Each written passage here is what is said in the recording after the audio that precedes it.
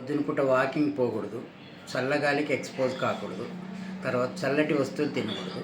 పిల్లలు చల్లగాలికి దూరంగా పంపించుకోకున్నట్లు ఇంటి దగ్గరే ఏదన్నా వాకింగ్ చేసుకుంటే అక్కడే చేసుకోవాలి. వెచ్చటి తినాలి, అంటే cool drinks, cool water, ice creams అటువంటివి ఏం పిల్లలకు ముట్టుకోకున్నట్లు పొద్దున్న లేసిన ఒక గ్లాస్ గోరువెచ్చని నీళ్ళు తాపడము, రాత్రి పడుకునేటప్పుడు ఒక గ్లాస్ గోరువెచ్చని నీళ్ళు తాపడము.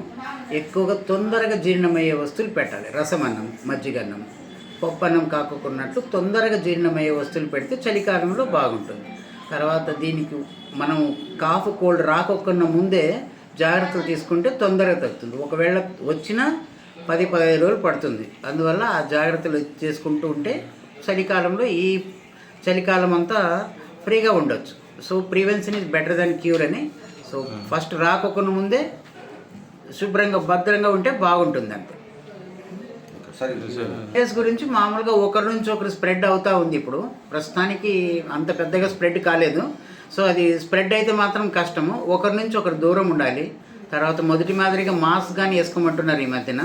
తర్వాత ఈ కోల్డ్, ఎస్పెషల్లీ ఈ కోల్డ్దే పెద్దగా ప్రాబ్లం. ఇది కోల్డ్ పొద్దున పూట వాకింగ్ పోవడము, చల్లటి వస్తువులు తినడము, తర్వాత చల్లని గాలికి ప్రదేశం ఒక ఊరు నుంచి ఒక ఊరికి ప్రయాణించడము.